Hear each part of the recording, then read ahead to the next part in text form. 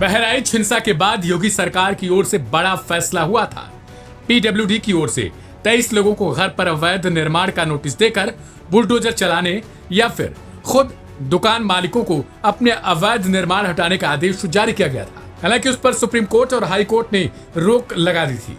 अब एक बार फिर से हाई कोर्ट ने पीड़ित पक्षों को सुनने के बाद उन्हें 15 दिन का समय दिया है। हाई कोर्ट में सुनवाई के दौरान कोर्ट ने सरकार और फिर पीड़ितों को सुना, जिसके बाद कोर्ट की तरफ से 15 दिनों का समय दिया गया और साथ ही ये भी कहा गया कि इस दौरान कोई कार्रवाई नहीं की जाएगी।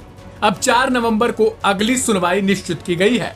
इसके पहले सुप्रीम कोर्ट में हुई सुनवाई पर यूपी सरकार ने यह आश्वासन दिया था कि बुधवार तक आरोपियों की संपत्ति पर बुलडोजर नहीं चलाया जाएगा। आपको बता दें कि बहराइच में 13 और 14 अक्टूबर को हुई हिंसा के बाद से पूरा इलाका कई दिनों तक शांत हो चुका था। इलाके पुलिस छावनी में तब्दील हो चुके थे, लेकिन अब धीरे धीरे वे वापसी की राह पर हैं। क्षेत्र में जो दुकानें 13 अक्टूबर से पहले तक गुलजार हुआ करती थी, वहां सन्नाटा पसर चुका था। बहराइच के महाराजगंज बाजार में पीडब्ल्यूडी की ओर से अवैध बताई गई दुकानें अब लगभग खाली कर ली गई हैं। कोर्ट की ओर से रोक लगाने से पहले ही तस्वीरें आने लगी थीं, जिनमें लोग खुद अपने निर्माण पर हथौड़ा चला रहे थे। हालांकि पहले इलाहाबाद उच्च न्यायालय की ओर से आदेश आ गया था कि 15 दिन तक किसी भी तरीके से बुलडोजर कार्रवाई नहीं होनी चाहिए। वहीं इसके बाद मामला सुप्रीम कोर्ट पहुंचा, जहां से फिर रोक लग गई। अब एक बार फिर से हाई कोर्ट ने मामले में रोक लगाते हुए अब पीड़ित पक्षों को 15 दिन का समय दिया है। इस दौरान उन्हें अपने साक्ष्य प्रस्तुत करने होंगे।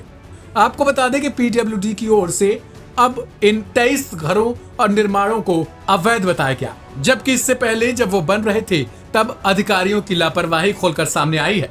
हालांकि इसमें एक अधिकारी को सस्पेंड भी किया गया है। बता दें कि 13 और 14 अक्टूबर को महाराजगंज में हिंसा हुई थी, जिस दौरान रामगोपाल मिश्रा नाम के एक शख्स की मौत हो गई थी। इसके बाद बवाल बढ़ गया था। गुस्सा हुई भीड़ रामगोपाल मिश्रा के शव को लेकर यात्रा निकाल रही थी और तुरंत कार्रवाई की मांग कर रही थी।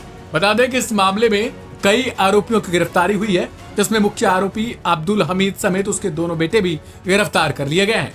इसी मामले में इन घरों के मालिकों पर एफआईआर दर्ज किया गया है। इन पर हिंसा में जुड़ने का आरोप लगा है।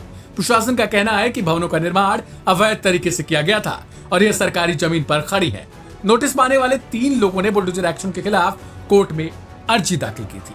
अब देखना दिलचस्प होगा कि इस मामले में आगे क्या कुछ होता है। इस रिपोर्ट में फिलहाल इतना ही।